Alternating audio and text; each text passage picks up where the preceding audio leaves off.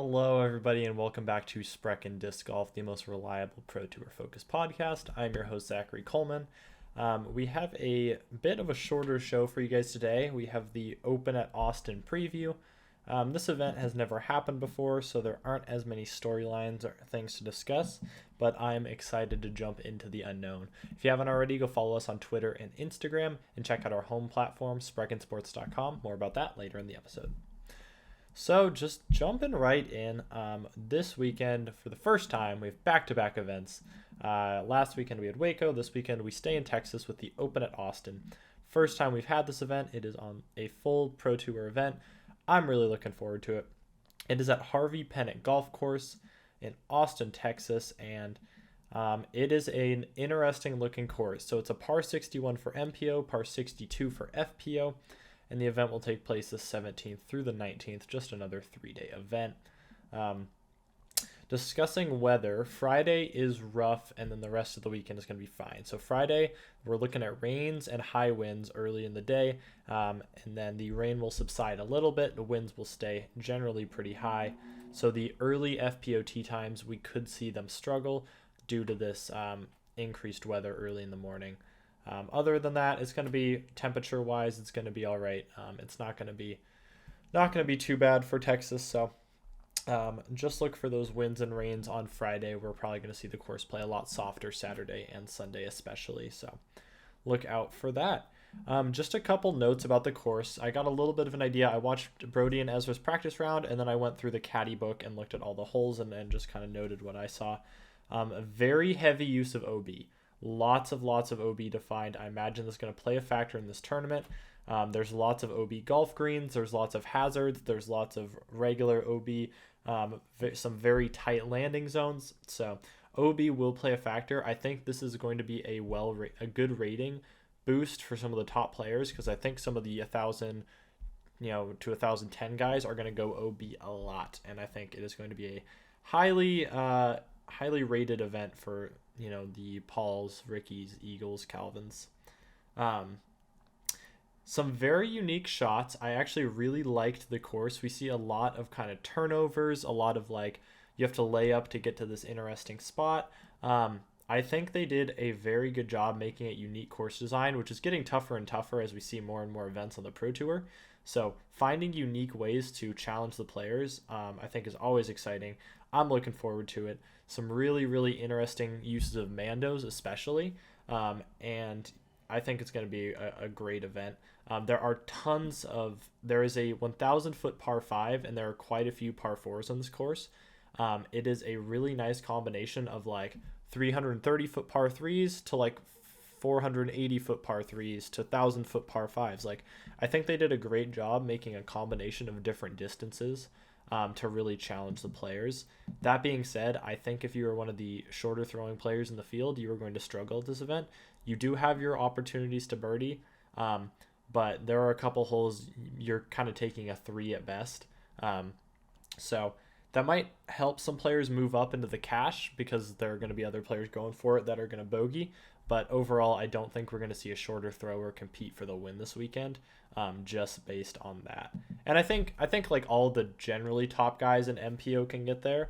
I'm not worried about that, but just thinking we're not going to probably see as many moves made from the bottom for shorter throwers like we might have at other events. Waco example, we saw Kale and Bradley Williams both into the top 10.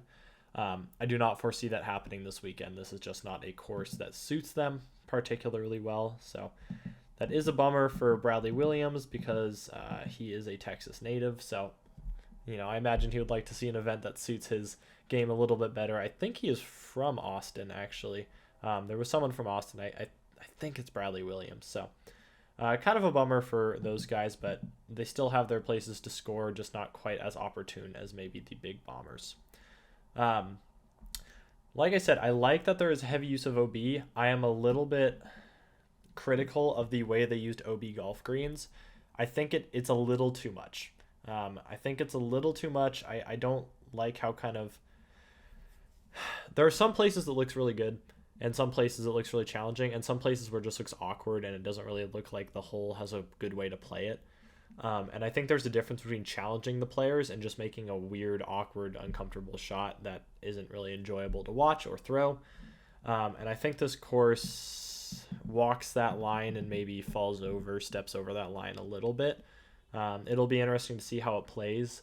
Again, we haven't seen a pro tour on this course before, or at least not that I'm aware of. So I'm not sure exactly how it will play, but I do foresee a little bit of frustration from the players in terms of the amount of OB golf greens. Vegas has quite a few, but I think they use them a little bit better. They use the golf greens a little more as like, we're going to put the basket 80 feet to the right of it, and this like doesn't let you dump out early, or you have to push over this to get to a pretty solid size landing zone. At this course, the golf greens encroach into the landing zones quite a bit. So especially on the 1,000-foot par 5, you're throwing about 370 feet, and then there's like probably like 100 feet, and then there's a golf green, probably actually less than 100 feet, probably more like 70. And then there's a golf green, and like the entire what looks like a landing zone is golf green, so you kind of have to land on the edges, and it makes for kind of a weird shot. So not my favorite use of them, but I'm gonna reserve judgment fully until we see how it plays, and how the MPO guys attack the course. So looking at some notes for the field, Simon Lizotte is back. He was scheduled not to play Waco. That was always his plan. It was not an injury or anything that I'm aware of, but if you look at his Pro Tour schedule, he posted on Instagram like a month back, or I guess a month and a half now. He was never planning to play Waco. So he will be back in the field. Wysocki is signed up, or at least was last night.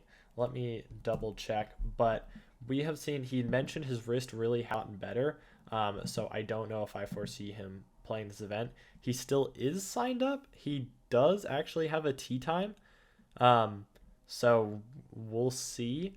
Last time he had dropped out before he had gotten a tee time and everything, so we might have a little bit of hope, but we can never be too sure.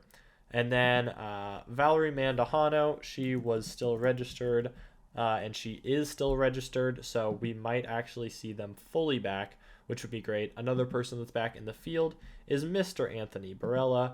He did skip Waco. He is back for this event, so that is good to see. A generally full field at this event. Getting into some of my predictions, let's just go with my picks. I left Ricky off of my top 3 just because it's so uncertain whether he'll play. I think if he plays, he'll do pretty solid, but I'm going to leave him out for this week. We'll wait until he gets fully healed up. My picks are Calvin Heimberg in first. Hard to pick against him. He has 2 podiums in a row. This course, I think, really suits kind of an all-around backhand game, and I think Calvin has that. He has a great turnover. He has a great flat shot. He has great low ceiling shots, which they really favor on this course. So I just don't really see where he is not, like, I don't see an area where he really has a big weakness that this course like needs. Another guy that has all the shots and has started really well is Mr. Kevin Jones. Kevin has an even bigger arsenal of shots than Calvin. He has the thumber, the grenade, the roller, the forehand roller. I mean, Kevin has everything. So Kevin, I think, will thrive this weekend. He's been playing great. Look for Kevin Jones to continue to get out of the gate strong. And Mr. Matthew Oram, hard again. Matty O has a really good angle control, and I think he can throw the Anheuser really well when he needs to. So I'm picking him this weekend to get top 3. I don't think he'll win. He doesn't ever really win. But Matty O securely in the number 3 spot. Look for him to do well. My dark horse is the dark horse himself, Mr. Brody Smith. Pretty solid showing at Waco, especially after round 1. I think he'll be a little bit hungry. I don't think he finished quite where he wanted to at Waco. So look for Brody to get back on that swing. He is a Texas native as well. So playing in his home, I think he'll feel comfortable there. And I look forward to see him attack this course. He threw some really good shots in the practice round, and I think he has enough distance to really attack this course. So look for him to be up there. My FPO top 3 are super duper boring, but it's hard to pick against the top, so I am picking Kristen Tatar to win, Katrina Allen second, and Paige Pierce going to get her first podium of the season. Kristen Tatar, she also has a really big plethora of shots, and it's hard to pick against her any week. It doesn't matter where you are. So Kristen Tatar, number 1. Katrina Allen, I think, is one of the best throwers of the disc in the FPO field. So I think this course really favors that. This is a thrower's course, in my opinion. And I think Katrina is going to come out and have a really good showing. Let's say she loses to Kristen by 3 strokes. Yeah, we'll say that. Number 3, Paige Pierce. Another Texas native. Look for her to jumpstart her season. She seemed actually content with how she played at Waco via an Instagram post, so not really sure what's going on there, but she seemed happy, and look for her to continue, or not continue to play well, but look for her to really kick off her season. Hopefully we see her on the podium this weekend. My dark horse is Evelina Salonen. Kind of similar reason to Kat. This is a thrower's course. Evelina is easily the best thrower of the disc on the FPO field. And I say that confidently. Like, Evelina throws the disc better than anyone on the FPO field. I really hope she gets that putting dialed in. I'm past my analytical kind of critic self, and I really just like personally want her to putt so well. So I'm not going to predict that she will, but if she does, she is easily a top 5, top 3 contender. She has won a Pro Tour in Texas before. She won Waco in 2020. So please, Evelina, please pull through. Please putt well. Some bold takes from the event. I've got Macbeth. That's quite a combo. If they ever link up for a doubles team, Macbeth has to be a top tier name for them. Macbeth, Burr, McMahon, Wysocki, Dickerson continue their podiumless start to the season. Kind of bold, but they've all looked a little bit disappointing. Ricky hasn't played, of course, but none of them have podiumed yet, which is super surprising. So look for them. I'm predicting they continue without a podium this week. Lefties will play well. Annika Steen and Emily Beach, 2 lefties on the FPO side. I think they're going to have good weekends. Don't know why. Just a bold prediction. I would love to see them up into the top 10. They are both playing last time I checked. So last one, not maybe super bold, but we'll see. Lone Star will have at least one in the top 10 at their home event. If you don't know this event, Lone Star is the presenting sponsor. I think this might be their first Pro Tour where they've been the full presenting sponsor. Don't call me on that. Take that with a grain of salt. But so they are sponsoring this event, and look for Emerson Keith, Nico LaCastro. Chandler Kramer mentioned he had dropped out, so we'll take him off. Robert Burridge, one of those guys. Look at one of them to get into the top 10. That would be great to see. I think Lone Star's making some good stuff, and love to see one of their players up in there. So that is actually just going to be the show for this week. A little bit rushed. I kind of got to run out. You'll probably notice I'm not filming at my usual time, which is why I have this horrible lighting.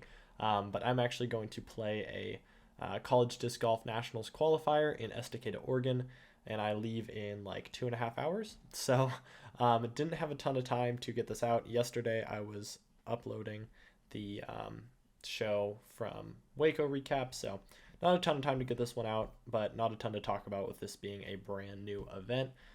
Check it out. Starts on Friday. First round is free on the DGPT YouTube channel. After that, you have to pay for it, but I would highly recommend. Live disc golf is super awesome. So as always, check out our home platform. If you want to chat about this event, it is up on the site, so you can join the event.